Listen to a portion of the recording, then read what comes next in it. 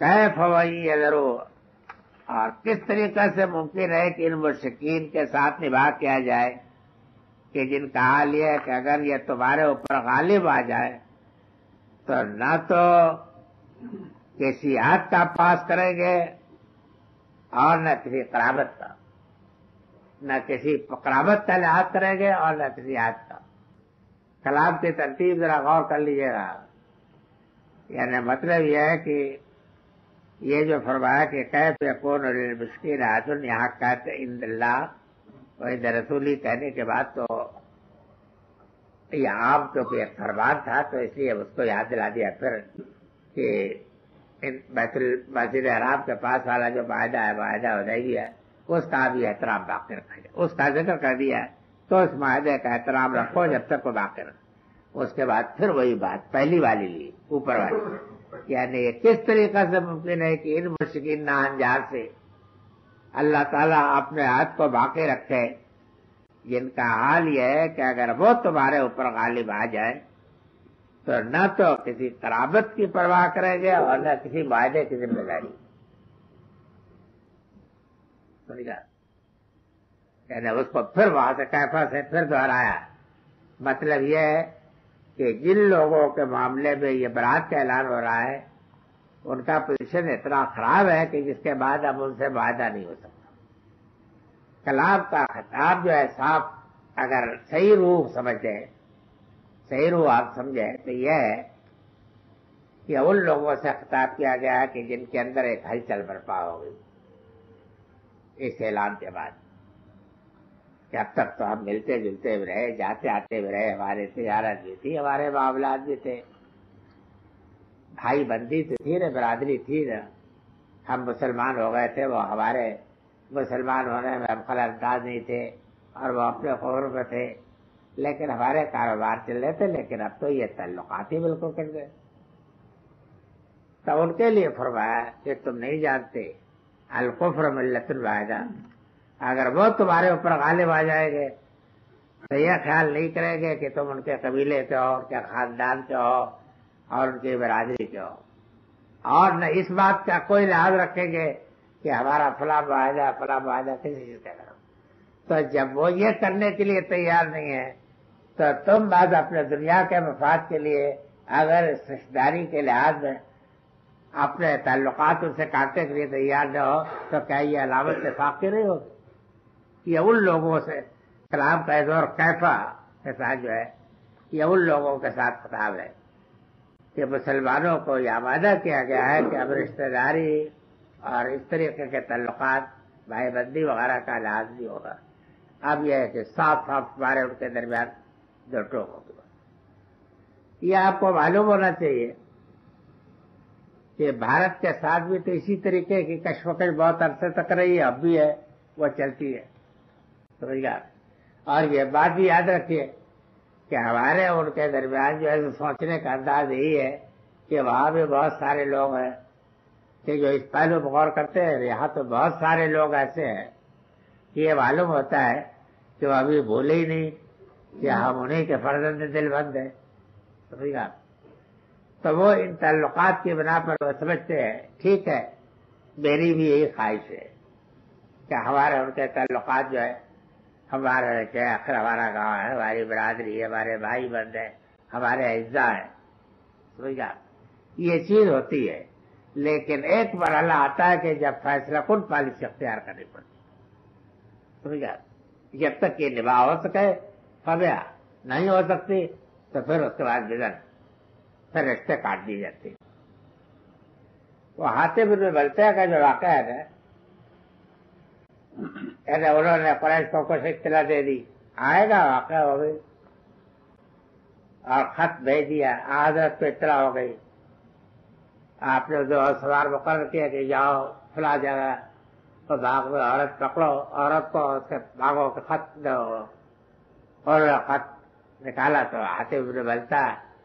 یہ بہت کہ جو رسول اللہ کے میزبان تھے اور بہت خاص آدمی تھے، جب وہ معلوم ہوا تھے ہلچل مچ گئی،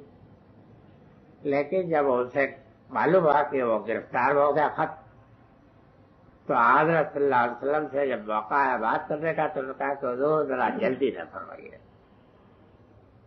میری بات بھی سن لیجیے۔ تو حضور سے زیادہ صابر کون ہو سکتا ہے؟ آپ نے فرمایا کہ فرماؤ۔ انہوں نے کہا کہ دیکھیے یہ سب لوگ ہیں کہ جن کے اعزار اقربار یہاں میرا وہ حاتم بن بلتع ملصق تھے۔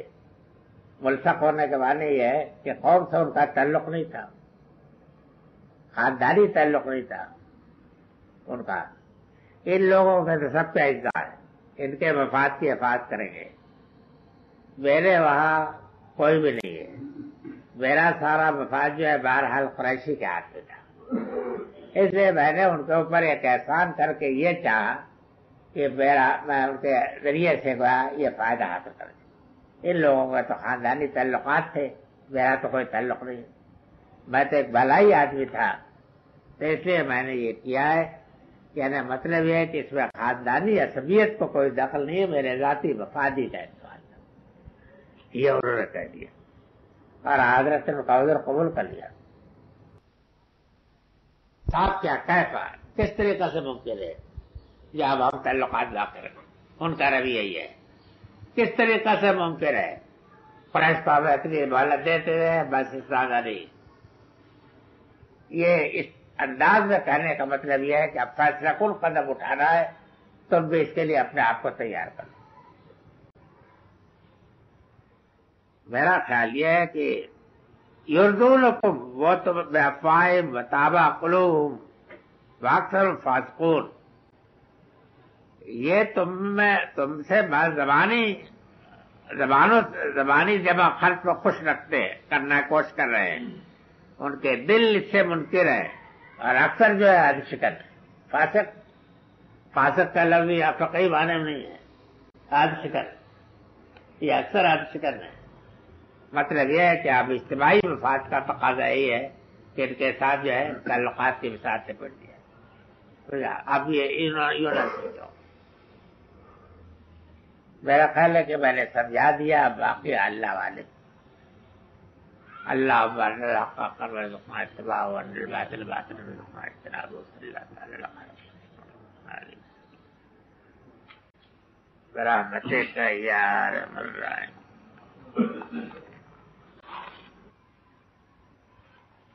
اعوذ باللہ من الشیطان الرجیم، بسم اللہ الرحمن الرحیم۔ اشتروا بآیات اللہ ثمنا قلیلا فصدوا عن سبیلہ انہم ساء ما کانوا یعملون۔ انہوں نے بہت حقیر پوجی کے عوض اللہ کی آیتوں کو بیچ چھوڑا ہے، اور اس طرح سے وہ اس کی راہ سے رک گئے ہیں۔ کیا ہی برا ہے وہ عمل جو یہ کر رہے ہیں۔ مشرکین کے متعلق اوپر والے ٹکڑے میں یہ بیان کیا ہے کہ ان کے ساتھ جو ہے اللہ تعالیٰ اور اس کے رسول کا کوئی عہد کیسے باقی رکھا جا سکتا ہے، جبکہ ان کا حال یہ ہے کہ انہوں نے نہایت ہی حقیر متاع دنیا کے عوض اللہ کی کتاب کو اور اس کے دین کو بیچ رکھا ہے۔ حقیر عوض کے مطلب یہ ہے کہ اگر اللہ کی ہدایت اور اللہ کی کتاب کو آسمان و زمین کی برابر چیز کے بجائے بھی آپ کی جگہ پر بھی بیچے، یہ بھی یہ حقیر ہی ہے۔ تمام دنیا جو ہے اس کے مقابل میں ظاہر ہے کہ یہ مطلب نہیں ہے کہ انہوں نے بہت تھوڑی قیمت لے کر کے بیچ دی، بلکہ دنیا کو اس دنیا کے عشق میں انہوں نے اللہ کے دین کو فروخت دیا ہے۔ یہ اشارہ اس بات کی طرف ہے کہ اللہ تعالیٰ نے تو ان کی تعلیم کے لیے اور ان کی ہدایت کے لیے ان کی زبان میں کتاب اتاری، ان کے اندر کے ایک نہایت منتخب انسان کو ان کا پیغمبر، ان کے لیے پیغمبر بنا کر بھیجا تاکہ ان کو دین کی اور دنیا کی دونوں کی سرفرازی اور سعادت حاصل ہو۔ لیکن یہ جو کچھ ان کو حاصل تھا اسی میں مگن رہے اور اسی کو قائم رکھنے کے لیے انہوں نے اس دین کی قدر نہیں کی، رسول کو بھی اور اللہ کی کتاب کو، سب کو ٹھکرا دیا۔ یہ مطلب ہے۔ تو ایسے لوگوں کے ساتھ اللہ تعالیٰ کا عہد کس طریقے سے قائم رکھتا ہے، یہ اوپر والا جو مضمون بیان ہوا ہے اسی کی تاکید مزید ہے۔ فرمایا کہ فصدوا عن سبیلہ، یہ چیز ان کے لیے مانع بن گئی کہ خدا کے راہ پر چلنے کے لیے وہ تیار نہیں ہوئے۔ تو فرمایا کہ نہایت ہی بری ہے ان کی روش جو انہوں نے اختیار کی ہے، اور اس کی وجہ سے یہ حقدار اس بات کے کہ اب اللہ تعالیٰ نے ان کو جو مہلت دی تھی وہ مہلت واپس لے لے اور ان کو چھوڑ دے تباہی کی طرف جانے کے لیے۔ فرمایا کہ لا يرقبون فی مومن الا ولا ذمہ واولئک هم المعتدون۔ یہ میں بتا چکا ہوں کہ یہاں خطاب اگرچہ عام ہے لیکن خاص طریقے پر ان مسلمانوں کو رہنمائی دی جا رہی ہے کہ جو اپنے عزیزوں اور اپنے قریبوں اور رشتہ داروں اور اپنے معاشی اور مالی تعلقات کے بنا پر اس اعلان برات کو جو اس سورہ میں کیا گیا ہے اس کی وجہ سے ذرا ہراساں تھے، ڈر رہے تھے،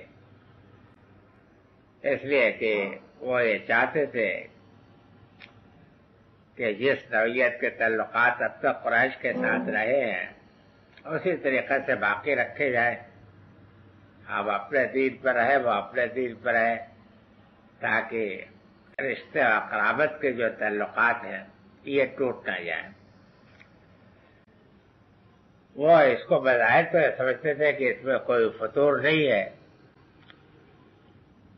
لیکن قرآن نے یہ بتایا کہ یہ تو صریح نفاق ہے،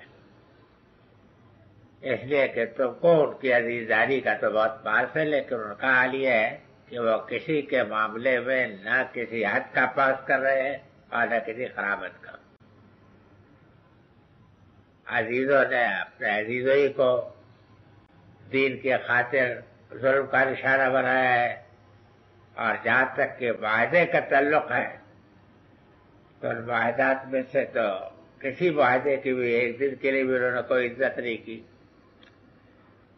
تو یہ خیال غلط ہے۔ آپ ان کے ساتھ جو ہے بہرحال رشتہ تمہیں کاٹنا پڑے گا اور اس امتحان سے گزرنا پڑے گا، اور اگر تم نے اپنی مصلحتوں کا لحاظ کیا تو پھر اس کا نتیجہ یہ ہوگا کہ تم نفاق میں مبتلا ہو جاؤ گے ان کے خاطر اور تمہیں بھی وہ لے ڈوبیں گے۔